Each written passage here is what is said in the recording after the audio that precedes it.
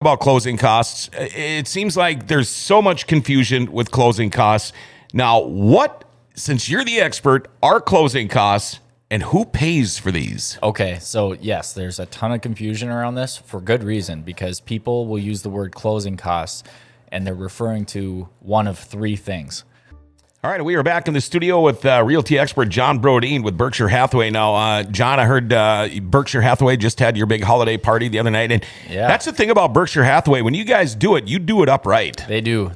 Yeah, it's always a really good time. It's an awesome bunch of people that we have. So whenever we get together, especially outside of work for anything, it's going to be a lot of fun. You hear a lot of people with their jobs say, "Well, it's a family," and usually it's not, but it pretty much is. With you guys, isn't it? Certainly, yeah. Okay. I want to talk about closing costs. It seems like there's so much confusion with closing costs. Now, since you're the expert, are closing costs and who pays for these? Okay, so yes, there's a ton of confusion around this for good reason because people will use the word closing costs and they're referring to one of three things. So closing costs can mean multiple things. It can mean closing cost assistance that the seller pays out of their proceeds to the buyer to lower the buyer's cash to close. It could mean the seller's closing costs, which consist of the prorated property taxes, prorated property taxes, half of the title work, and the real estate commissions. Or it could mean the buyer's closing costs, which is the other half of the title insurance, the other half of the prorated property taxes, and the lender origination fee. So, it is quite You're confusing me. I know. So to simplify, okay, there's buyer's closing costs, which the buyer has to come up with in addition to their down payment in order to close. There's seller's closing costs, which comes out of the seller's proceeds in order to close. And then occasionally the seller will contribute some of their proceeds back to the buyer in the form of closing cost assistance to help lower the buyer's closing costs. Okay. So somebody will say, yeah, we want to sell it, but we want the buyer to pay all the closing costs. Well, the buyer is not going to pay your closing costs as a seller. Mm-hmm. They might pay all of their own closing costs and not ask you for any closing cost assistance, but you still have your closing costs as a seller. You have your half the title work, your prorated property taxes for the portion of the year that you lived in the house, and you have both sides of the real estate commissions. So yeah, they're separate. There are separate charges on each side.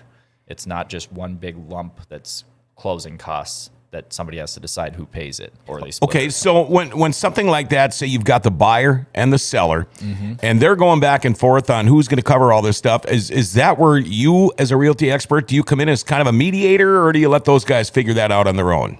Yeah. So if I'm brokering either one side or both sides of the transaction, it's mainly just about educating them mm-hmm. on what charges go to what party and how we're going to handle it. Usually the way to handle it if a buyer wants some closing cost assistance because they've got their down payment, which is a big chunk, and then they've got their closing costs, upfront homeowners insurance, prorated property taxes, half the title fees, lender origination. If they want some help to lower their out of pocket at closing, they might ask the seller for $4,000 in closing cost assistance. Something that was a reasonable offer. Now, if they're asking for $4,000 in closing costs, now it's less of a reasonable offer. So maybe they have to up their offer $4,000 to make it an acceptable offer in order to offset what they're asking for in the form of closing cost assistance. Because both discounts on the price and seller paid closing costs that they're paying to the buyer come out of the seller's proceeds.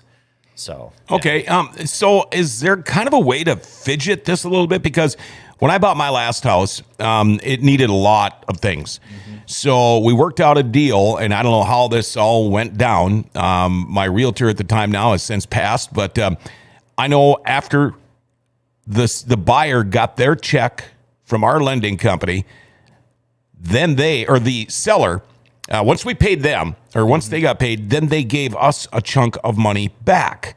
And that was for different flooring because it was all pretty crappy. But that's a way to help cover those costs like you're talking about. Now, is that a normal thing or probably not? Or who knows if it was even legal? Yeah. So, well, we're on record now. So just kidding. Well, my house is paid off, so Yeah, they can't come after you now. So, what you're describing is less typical. Okay.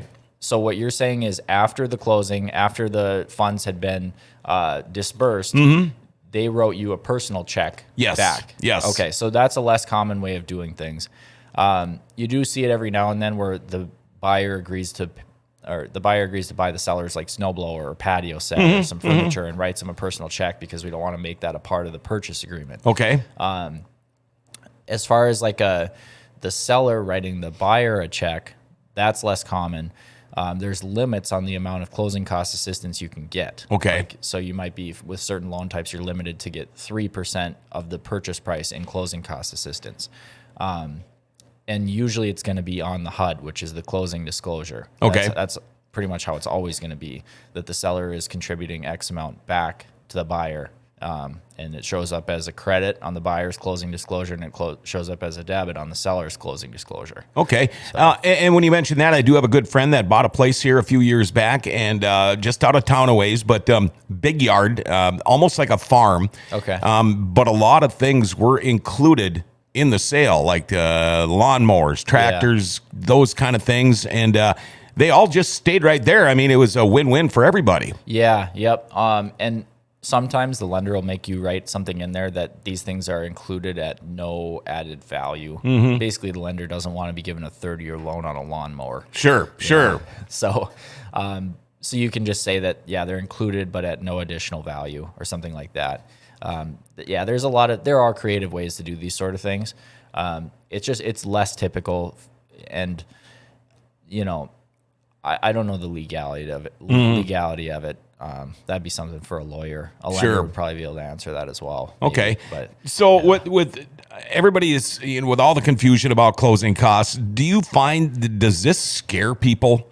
I mean, does it scare them away when they finally, is it so bad where they go, well, fine, I'm just going to stay in my apartment then? Because it's really, I don't think, as scary and as confusing as people make it out to be. No, it's not as scary and confusing as you make it out to be. If you waited too long to get in touch with your lender and realtor, where you just think that, okay, so I'm buying a $300,000 house and my down payment's going to be whatever.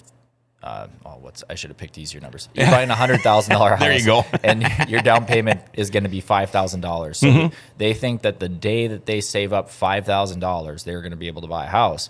And then they finally save that up, but they've never gotten in touch with any experts, so they don't know that there's more that you have to pay for in addition to just your down payment, like escrowing for taxes and insurance, lender origination fee, title work. So, that amount is probably going to be about 3% of the purchase price, so $3,000 additional dollars. So if they waited too long to talk to a professional, that could come as kind of an unpleasant surprise that they have to come out of pocket more with it. Now, it's not impossible, because we could, write up the offer that if it's $100,000, we think it's going to sell fast, we offer them $103,000 with $3,000 closing cost assistance. We're still offering them full asking price. The buyer is just able to wrap that extra $3,000 into their 30-year loan, and it just has to appraise at $103,000 now. Yeah, and when you talk about some of these things, like house insurance and things like that, that shouldn't scare people away, because that's all just gets lumped in with a mortgage. I guess I really didn't quite understand that until I paid my house off, and all of a sudden my property taxes were due, and it's like, wait a minute, I've never had to do this before. So it's all in there. It's not like if you buy a house, that house is going to come with 5 different payment books. Yeah, no, you're going to have one payment, and the reason you have to pay those things up front is you're going to actually write a check for the first year of homeowners insurance up front, and then they make you put a certain amount into escrow to begin saving for the property taxes, and then you continue saving more each month so that you have enough in that account where they automatically pay your property taxes on time for you the following year. Yeah, so really it's not that confusing. No. No. Not that confusing if you talk to somebody early. I could see how it would be a bit of a letdown if somebody has never talked to a professional and just doesn't know these things. Right. And breaking it down, it's the confusing part for a lot of people is really there's 3 different things that closing costs could mean. So if they're using the word and nobody has any idea which part of the closing cost they're referring to, that's where it can lead to some confusion. So it's good when I'm explaining it to somebody, I'm going to try to specify like, hey, these, depending on which party they are in the transaction, Right. how that works. And again, I mean, I know this is like beating a dead horse because we talk about it all the time, but you had mentioned, say you need $5,000 to get into your first house. You've been saving for 6 months or whatever it takes you, and you think, okay, I'm ready to go now. And then you find out, well, no, I'm not quite ready yet. And like you said, too, that could be a big letdown. I mean, that could be a heartbreaker for people. That's why it's so important to get a hold of a realty expert way earlier than you're thinking about getting in there. Yep, 100%. And I would not recommend somebody dump their whole life savings into a down payment on a house. It's much better to make a specific fund for your house down payment that you dump money into. You still have a savings account in addition to that, so that you're not completely broke when you buy the house. Because it's good to have a little cushion. Now that you're a homeowner, you have the responsibility of being a homeowner, and you want to, there's warranties and stuff that you can get that cover big things that go out, but you still want to have some cushion to be able to fix things as they come up. And, moving and decorating and all that stuff, people don't realize how much they're going to spend, especially if they're buying a fixer-upper. Oh, yeah, especially with cost of materials and lumber and all of that stuff right now. Yeah. A lot of hopeful first-time home buyers underestimate how much money it's going to cost to fix up a house, especially if they don't have any background in construction. Don't be afraid. These people, if when you hear some of these things and we talk about confusion and stuff, all they got to do is get a hold of you, Yep. and you can set them straight or ease their confusion, if you will. Yep. But that's why you go to a realty expert like you, because, I mean, I've learned a ton from you guys. Yeah, that's good. And I love doing that. I love explaining these things.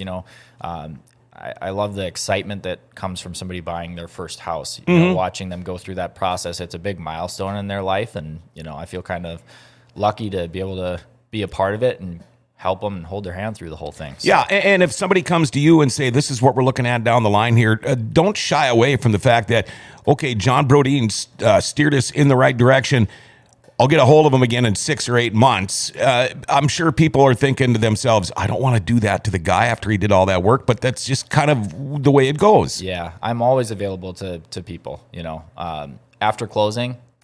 Some people don't realize like what sort of things they can call me about. Some of the things that clients call me about are like, hey, I need a good plumber. Hey, I need a good electrician. I want to hire a cleaning company. Do you have anybody who's trustworthy that you recommend? Snow removal and lawn care company. All those sort of things. They've owned their house for 5 years. They're kind of interested. They know the market's gone up. They want to figure out how much it's worth now. Another good reason to reach out to me. Anybody who works through me should not be afraid to shoot me a call or text and say what's up and give me whatever questions they got. I'm guessing your Rolodex has got quite a few numbers in it. It does now, yes. I wasn't going to bring this up, but good luck this weekend. I'm guessing you're probably leaving immediately after coming out of the studio here. Yep. Early afternoon. So, okay. Thank you. And if you're wondering, he's going to go down to the cities and beat people up. There we go. Grappling tournament. Okay. Yeah. Well, good luck. I hope you win, man. Thank you. Mean, for exciting. Yeah. All right. Nervous. Hope see you come back all pretty again next time. I'll be fine. All right. If somebody wants to get a hold of realty expert John Brodin, how do they do that, John? 701-213-5428. Follow me on Instagram. Check out my YouTube page. Check out my Facebook business page. I post a lot of good info for first-time buyers, for sellers, for homeowners, all that kind of stuff you'll find on there. All right, there you go. Thank you very much, John. Your realty expert, John Brodin. And that's your Berkshire Hathaway bi-weekly podcast.